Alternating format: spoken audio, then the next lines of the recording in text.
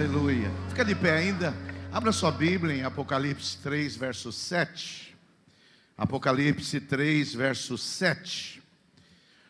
Rapidamente, antes de nós consagrarmos os nossos últimos minutos ao Senhor no ano de 2023, eu quero trazer essa palavra de Apocalipse 3, verso 7, com o seguinte tema: o Deus que abre portas e ninguém fecha. O Deus que abre portas e ninguém fecha. Apocalipse 3 está aí na tela, versos 7 e 8. O Senhor diz assim, Jesus dizendo à igreja de Filadélfia: ao anjo da igreja em Filadélfia, escreve: essas coisas diz o santo, o verdadeiro, aquele que tem a chave de Davi, que abre e ninguém fechará, e que fecha e ninguém abrirá. Eu conheço as suas obras. Eis que tenho posto diante de ti uma porta aberta. Eu tenho posto diante de ti uma porta aberta, o qual ninguém pode fechar. Eu sei que tens pouca força, entretanto, guardaste a minha palavra e não negaste o meu nome. Espírito Santo, que nessa noite, o Senhor que já exaltou o nome de Jesus Cristo, o Senhor que já intercedeu por nós, o Senhor que nos trouxe aqui, Espírito Santo, o Senhor que nos fortaleceu, o Senhor que nos guia a toda a verdade, o Senhor que nos selou com o Espírito Santo da promessa, o Senhor que inspirou essa palavra, fale ao nosso coração, ilumina o nosso entendimento, aqueça o nosso coração, para que nós compreendamos a sua boa, perfeita e agradável vontade. Faça isso porque nós pedimos em nome do Senhor Jesus. Amém e amém. Pode sentar, irmãos. Então, eu quero falar sobre esse Deus que abre portas e ninguém fecha. Você crê que esse Deus abre portas e ninguém fecha? Dá um glória a Deus. Aleluia. E nós recebemos essa palavra da parte de Deus, que 2024 vai ser o ano das portas abertas. Diga aí para o seu vizinho: 2024 muitas portas se abrirão sobre a sua vida. Aleluia. Aleluia. Porque às vezes, meus irmãos, nós chegamos num ponto como a igreja de Filadélfia. A igreja de Filadélfia é uma das igrejas do Apocalipse, não é? Muito importante, porque tem igrejas que o Senhor só exortou, tem igrejas que o Senhor exortou e elogiou, mas a igreja de Filadélfia é a igreja que o Senhor só elogiou. Até alguns teólogos, eles dizem que a igreja que vai ser arrebatada profeticamente é a igreja de Filadélfia. E essa igreja é uma igreja que não tinha muita força, era uma igreja que não tinha muito poder, muita influência, muito dinheiro. Era uma igreja que as pessoas olhavam e diziam assim: ah, é uma igreja fraca, é uma igreja pobre, é uma igreja sem muita influência, é uma igreja sem muito prestígio, e é uma igreja pior, que estava passando por uma grande perseguição. Pessoas estavam morrendo por causa do Evangelho, pessoas estavam presas por causa do Evangelho, pessoas estavam sendo difamadas por causa do Evangelho, e a igreja ela tinha chegado a um limite já, que ela não tinha mais saída. E nessas horas, quando o povo de Deus fica numa situação sem saída, sabe quem aparece? Jesus, o filho de Davi, dizendo: eu sou a chave de Davi, e eu tenho uma porta que eu vou abrir para você. Talvez seja essa situação. 2023, você chegou no limite. 2023 está terminando o ano, e você não vê uma luz no final do túnel. Parece que você está numa rua sem saída. E aí você fala: o que vai acontecer comigo em 2024? Eu estou aqui para dizer para você que o Senhor tem uma palavra para você, que Ele é a chave de Davi, e que Ele abre uma porta e ninguém fecha, e Ele fecha e ninguém abre.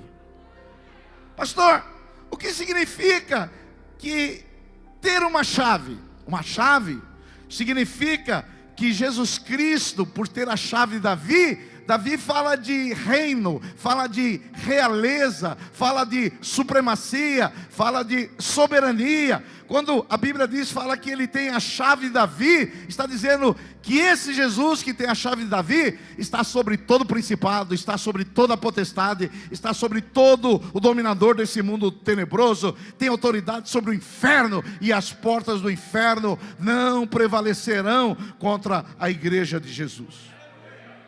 E o Senhor diz assim, que Ele é a chave, e que Ele tem posto, no verso aí, Ele tem posto diante dessa igreja uma porta aberta.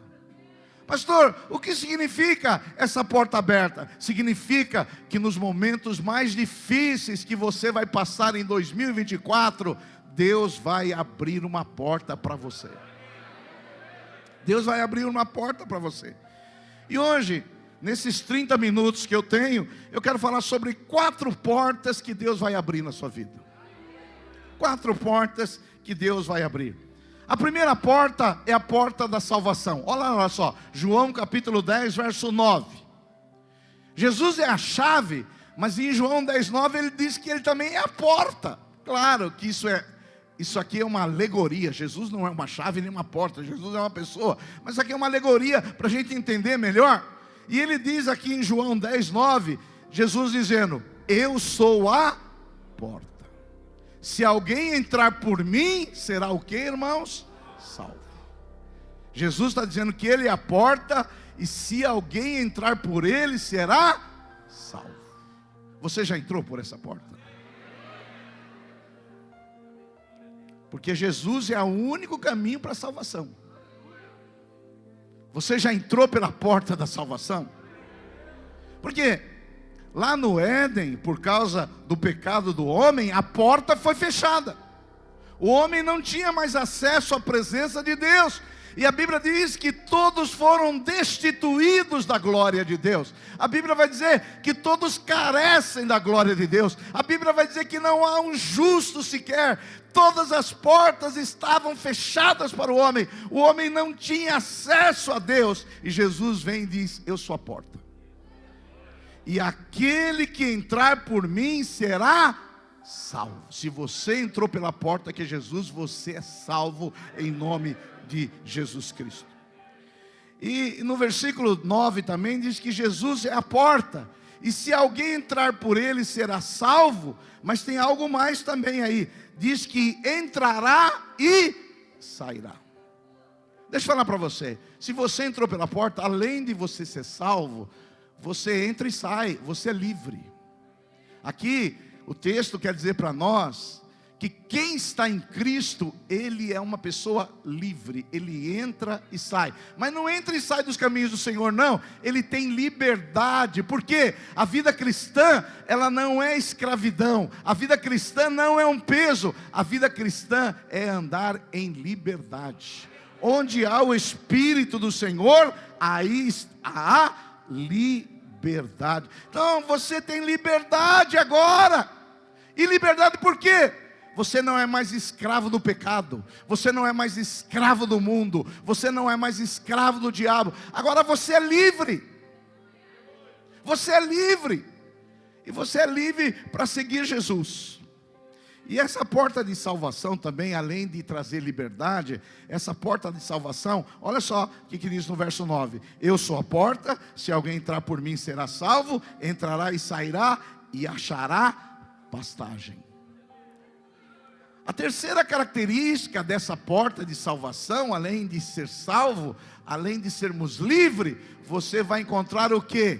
Satisfação, refrigério, sentido. Então a Bíblia fala que aquele que foi salvo, aquele que teve uma experiência com Jesus, além dele ser livre, ele tem satisfação em servir a Deus. Oh, quantos podem dar um glória a Deus aí? Por quê? Porque Jesus é o pão da vida, Ele sacia a nossa alma, Ele é a água viva, é Ele que dá sentido à nossa vida, é Ele que dá satisfação na nossa vida. Eu sei que o pessoal aí do mundão, eles acham que nós estamos aqui nesses últimos minutos aqui de 2023, é porque eu sou crente, e crente tem que ir na igreja, crente tem no culto, e na verdade você gostaria de estar em outro lugar, mas porque você é crente está aqui. Não, filho, nós estamos aqui, não é porque nós somos obrigados a estar, não. Nós não estamos aqui porque nós gostaríamos de estar em outro lugar, não. Nós estamos aqui porque na presença dEle nós temos satisfação, nós temos alegria, nós temos prazer de viver na presença dEle. Aleluia, aleluia. Por isso, se você ler o verso seguinte, que é o versículo 10, que é o versículo mais conhecido, diz assim: o ladrão vem somente para roubar, matar e destruir. Jesus disse assim: eu vim para que tenham vida e a tenham em abundância. Então, o crente que entrou por essa porta de salvação, além dele ter liberdade, ele tem satisfação, porque ele vive uma vida abundante. Ele vive uma vida com sentido. Ele acorda de manhã e fala: a minha vida tem significado, a minha vida tem propósito, eu vou viver para Deus. Por isso, que se você entrou aqui nessa noite, você foi convidado por alguém, se você ainda não entrou por essa porta, entre hoje. Entre hoje, porque essa porta vai trazer salvação, vai trazer liberdade, vai trazer satisfação e vai trazer uma vida abundante para você, em nome de Jesus. A segunda porta que eu quero falar nessa noite é a porta aí do Apocalipse 3:7. Apocalipse 3:7 diz assim: o que Ele abre, ninguém pode fechar, e o que Ele fecha, ninguém pode abrir. E o verso 8 diz assim: conheça as suas obras, eis que coloquei diante de você uma porta aberta que ninguém pode fechar. A maioria dos teólogos, eles interpretam esse texto dizendo que Jesus está falando para a igreja em Filadélfia que Deus estava abrindo uma porta de oportunidade de evangelização. A maioria dos teólogos, eles entendem que aqui é Deus abrindo uma porta para a igreja de Filadélfia de evangelização. Jesus, ele abre uma porta para que as pessoas sejam salvos. Paulo, quando ele estava lá em Atenas, ele viu a idolatria como uma porta aberta para falar ao Deus conhecido. Paulo, lá aos Colossenses, ele pede oração porque uma porta se abriu. Olha só, Colossenses capítulo 4, verso 3, diz assim: ao mesmo tempo, orem também por nós, para que Deus abra uma porta para a nossa mensagem, a fim de que possamos proclamar o mistério de Cristo, pelo qual estou preso. Paulo pede oração aqui para os irmãos, para que abra uma porta. Paulo, lá em 1 Coríntios 16:8, ele diz assim: mas permanecerei em Éfeso até o Pentecostes, porque se abriu para mim uma porta e promissora, mas há muitos adversários. Deixa eu falar para você, o Senhor aqui está falando em Apocalipse, Paulo está falando aqui, que Deus tinha aberto uma porta. E eu vim aqui dizer para você profeticamente nessa noite, que 2024 o Senhor vai abrir uma porta de evangelização para você. Você vai ser um instrumento de Deus para ganhar pessoas para Jesus. E a primeira porta que Ele vai abrir é a porta da sua casa. Você vai ganhar a sua família para Jesus, amém. Agora, irmãos, a porta de salvação, a porta de evangelização. Eu não sei se você sabe, uma das coisas mais deliciosas que tem na vida é ter a família toda servindo a Deus. Eu não sei como foi o seu Natal, agora melhorou muito, obrigado. Já é meu amigo, virou meu amigo, amém.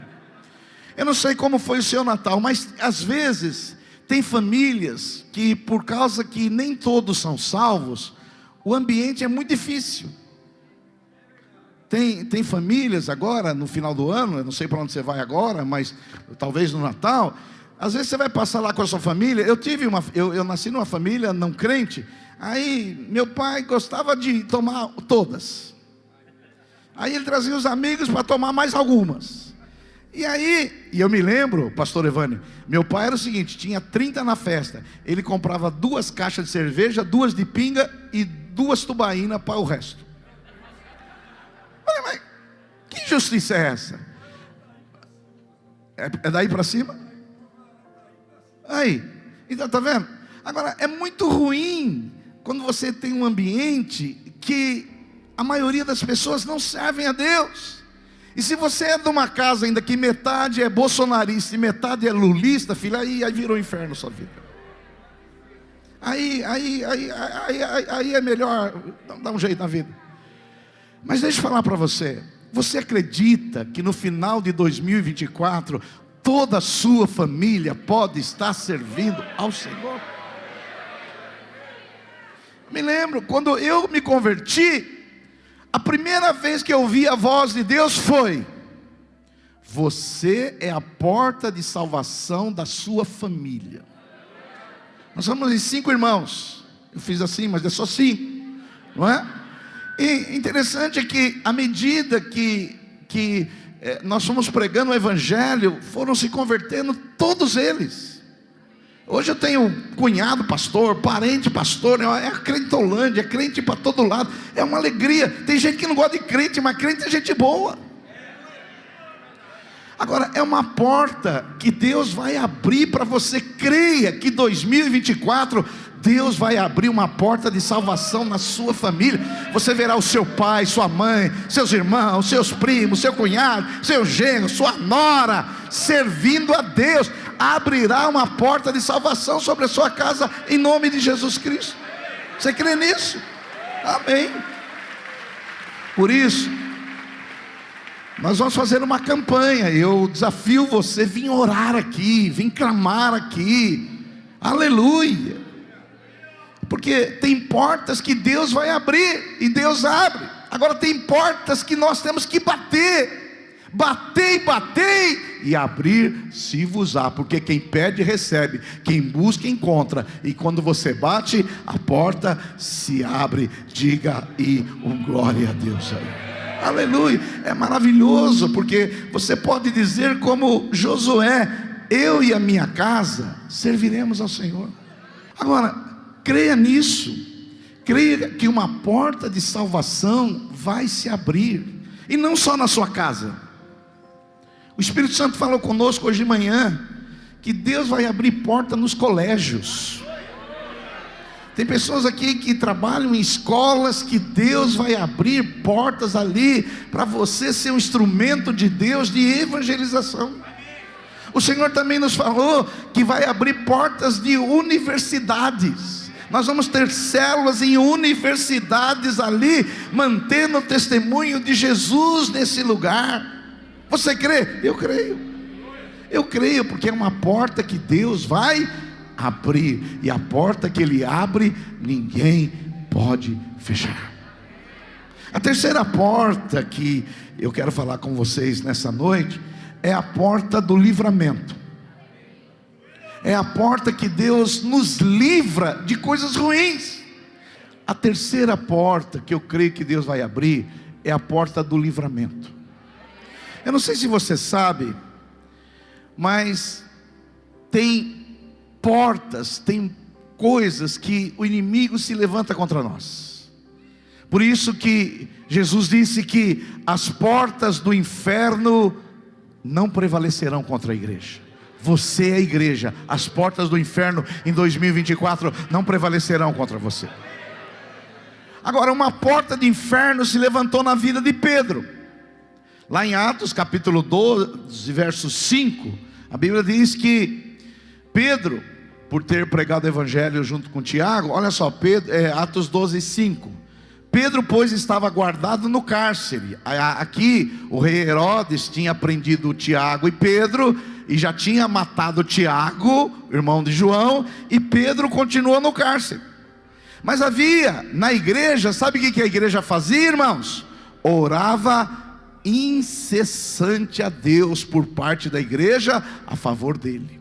Uma igreja que ora, ela prevalece contra as portas do inferno. Olha o verso 6.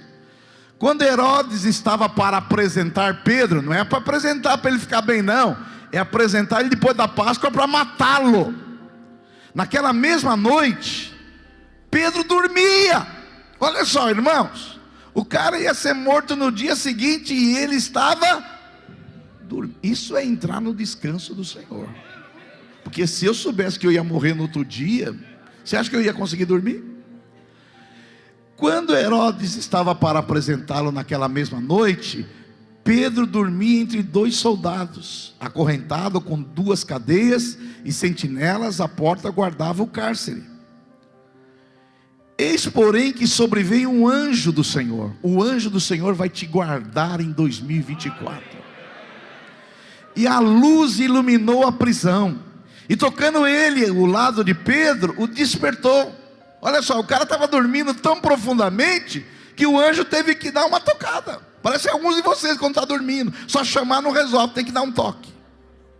E o anjo disse: levanta-te depressa. Então as cadeias miraculosamente caíram-lhe das mãos. Disse-lhe o anjo: cinge-te e calça as sandálias. E ele assim o fez. Disse-lhe mais: põe a capa e segue-me. Pedro, então, saindo, o seguia. Pedro não estava seguindo o anjo, não sabendo que era real, ou o que se fazia por meio do anjo. Parecia ali antes uma visão. Mas presta atenção agora. Depois de terem passado a primeira e a segunda sentinela, chegaram ao portão de ferro que dava para a cidade, o qual se lhes abriu automaticamente. Você acha que portão automático é invenção moderna, né? Há 2000 anos atrás, o portão abriu-se automaticamente, e saindo enveredaram por uma rua, e logo adiante o anjo se apartou dele. Deixa eu falar para você, hoje no Brasil, dificilmente alguém é preso por pregar o evangelho. Mas hoje existem outras cadeias que querem nos aprisionar, cadeias malignas, cadeias que querem nos limitar, cadeias que querem nos aprisionar, cadeias que não querem que nós vivamos o melhor de Deus. Mas eu vou dizer para você, em 2024, Deus vai abrir uma porta e quebrar as cadeias que ainda existem na sua vida. Porque às vezes temos cadeias. Pastor, o que pode ser uma cadeia? Pode ser um vício, pode ser uma fortaleza, pode ser algo que você ainda não tenha domínio na sua vida. Mas esse ano o Senhor vai quebrar cadeias. Hoje mesmo, depois do culto aqui de abençoado que nós tivemos, eu fui com a minha família no shopping ABC. Aleluia, muito bom. No shopping ABC. E aí, eu estava descendo a escada rolante e tinha umas redinhas. Eu não entendi o sentido daquelas redinhas perto da escada rolante. Aí a minha filha, que está aqui sentada na segunda fileira, falou: pai, eles colocaram essa redinha porque teve um senhor que ele jogou o filho lá embaixo e depois se jogou. E os 2 morreram. Isso aconteceu, depois você entra aí nos jornais, em setembro desse ano. Quer dizer, olha só, olha o desespero de um pai. Ele primeiro jogou uma criança de 2 anos, a criança morreu, e depois ele se jogou. Deixa eu falar uma coisa para você. Talvez uma das coisas que você nunca valorizou na sua vida é saúde mental. Saúde mental é uma dádiva de Deus. Se você está terminando o ano com saúde mental e saúde emocional, levante a sua mão e agradeça a Deus por Ele ter guardado você. Por isso, aleluia, Deus nos guarda, irmão. Eu sei que a nossa batalha é uma batalha na mente, porque se você vence a batalha da mente, você vence a batalha das emoções. Você vencendo a batalha das emoções, você também vai saber fazer as decisões certas. Esses dias eu estava conversando com um rapaz que ele falou que ele tem problema na mente, né? Tem problema. Eu falei, mas qual é o problema que você tem na mente? Ele falou assim: pastor, eu tenho cada pensamento horrível. Eu falei, eu também tenho. Ele falou, mas eu já ouvi na filosofia que eu sou o que eu penso. A filosofia diz que você é o que você pensa, mas você não é o que você pensa. Você é a sua consciência. Agora, na sua mente vai passar pensamentos divinos, vai passar pensamentos humanos e vai passar pensamentos malignos. Não sei se acontece com você. Às vezes eu estou assim e fica passando um pensamento maligno. Eu falo, esse aqui é maligno. Esse aqui é divino. Esse aqui é do meu mesmo, é meu mesmo. Então não pensa que o que passa na sua mente é você. Muitas vezes o inimigo vem com pensamentos para quê? Para te destruir. Mas eu quero declarar sobre a sua vida, 2024, nenhuma porta de prisão, de fortaleza, de sofisma vai te pegar, porque você foi chamado para ser livre em Deus, e nenhuma fortaleza vai te pegar. Não é maravilhoso você terminar 2023 como você está terminando, com saúde mental, saúde emocional, saúde física, saúde nos relacionamentos e saúde financeira? Glória a Deus por isso. Aleluia, aleluia. Então, deixa eu falar para você, a terceira porta que Deus vai abrir é a porta da proteção. Deus vai guardar você. Deus vai mandar os anjos, 1000 cairão ao seu lado, 10.000 à sua direita, e você não vai ser atingido em nome de Jesus. E a quarta e última porta para a gente orar, que eu quero falar para você aqui, eu quero falar para você sobre a porta dos céus. A primeira porta é a porta da salvação. A segunda porta é a porta da evangelização. A terceira porta é a porta da proteção. E a quarta porta que eu quero falar para você é a porta dos céus. A porta da salvação, você entra, ela é gratuita. Por quê? A salvação é de graça, é por meio da fé, é um dom, é um favor de Deus. Sim ou não? A porta da evangelização, você vai ter que iniciativa. Deus vai criar conexões para você ganhar outras pessoas. A porta do livramento, a gente viu aí no livro de Atos que Deus livrou Pedro por causa da oração da igreja. Agora, a quarta porta é a porta dos céus. E a Bíblia, ela tem um exemplo maravilhoso da porta dos céus. Lá no Gênesis capítulo 20, no capítulo 28, verso 12, a Bíblia aqui fala de Jacó. Jacó, vocês sabem, Jacó é filho de Isaac e o seu avô era Abraão. Jacó, por tudo que ele fez de errado, ele estava fugindo do seu irmão Esaú. E ao dormir no deserto, Jacó, ele teve um sonho. E nesse sonho e nessa visão, Jacó viu os céus abertos. Nessa visão, nesse sonho. Lá em Gênesis capítulo 28, verso 12, diz assim: e teve um sonho, no qual viu uma escada apoiada na terra, e o seu topo alcançava os céus, e os anjos de Deus subiam e desciam por ela. Era a escada do céu. Os anjos subiam e descendo. E aí Jacó, ele tem uma consciência da presença de Deus. E ele, quando ele vê os anjos subindo e descendo, ele diz assim: o Senhor está nesse lugar, e eu não sabia. O interessante dessa história que a Bíblia fala de Deus e de Jacó, é que Deus sempre teve uma aliança com Abraão, com Isaac e com Jacó. Mas é interessante que Jacó, até esse momento, ele não tinha uma aliança com Deus. Isso acontece com muita gente. Deus tem uma aliança com você, mas às vezes você não tem uma aliança com Deus. Mas a partir daquele momento, houve um toque de Deus na vida de Jacó. O toque da sua glória. E aquela maravilhosa visão de Deus veio sobre Jacó.